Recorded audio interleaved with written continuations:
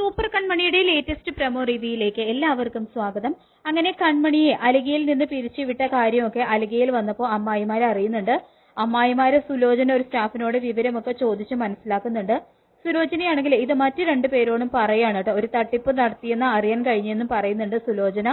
പിന്നീട് മഹാലക്ഷ്മി ഈ കാര്യം സംസാരിച്ചിരിക്കുകയാണ്. കൺമണിയുടെ സ്വഭാവം വെച്ച് എങ്ങനെ ഒരു ചതി ചെയ്തിട്ടുണ്ടാകുമോ, എനിക്ക് അങ്ങനെ തോന്നുന്നില്ല, കൃഷ്ണൻ നിന്നോടാണെന്ന് ചോദിക്കുകയാണ് മഹി. കൺമണി ഇങ്ങനെ ചെയ്യുമെന്ന് ഞാൻ വിശ്വസിക്കുന്നില്ലെന്ന് പറയുന്നുണ്ട് കേട്ടോ മഹാലക്ഷ്മി. ഇതേ സമയം അമ്മായിമാര് ധനലക്ഷ്മിയെ വിളിക്കുന്നുണ്ട്. ധനലക്ഷ്മി ആണെങ്കിൽ ഹെഡ്ഫോൺ വെച്ച് അവരോട് സംസാരിക്കുന്നുണ്ട്. ധനലക്ഷ്മി കൺമണിയെ അലിഗയിൽ നിന്ന് പിരിച്ചുവിട്ടു. വലിയൊരു ചതി കമ്പനിയിൽ നടത്തിയെന്ന് അറിഞ്ഞത് ഞങ്ങളുടെ വിശ്വാസത്തിൽ കൺമണി അങ്ങനെ ഒരു തെറ്റ് ചെയ്യില്ല, ഇനി അവളെ തിരിച്ചെടുക്കത്തില്ല. ധനലക്ഷ്മി, ഞങ്ങൾക്കൊരു സംശയം, നിനക്കതിൽ എന്തെങ്കിലും പങ്കുണ്ടോ എന്ന് ചോദിക്കുകയാണ് അമ്മായിമാര്. അതെ, ഞാൻ തന്നെയാണ് അവളുടെ ആ ചതി കണ്ടുപിടിച്ചത്. അവളെ BR ഡിസൈനിന് വേണ്ടി അലിഗയെ ചതിച്ചു. അവർക്ക് ഡൽഹി പ്രോജക്റ്റ് കിട്ടാൻ വേണ്ടി ഡിസൈൻ വരച്ചു കൊടുത്തു. അലിഗയുടെ ഉപ്പും ചോറും തിന്നിട്ട് അവര് അലിഗയെ തകർക്കാൻ നോക്കി. അത് ഞാൻ നേരിട്ട് MDയെ അറിയിച്ചു. MDയുടെ മുന്നിൽ വെച്ച് അവളെന്നെ അപമാനിച്ചില്ലേ, ഇനി ആ MD തന്നെ അവൾക്ക് റിസൈൻ ലെറ്റർ കൊടുത്തോളും. ധനലക്ഷ്മിയോട് കളിച്ചാൽ ഇങ്ങനെ ഇരിക്കുന്നൊക്കെ പറയുന്നുണ്ട്. ഇതൊക്കെ കേൾക്കാണ് കേട്ടോ ശ്രീനി.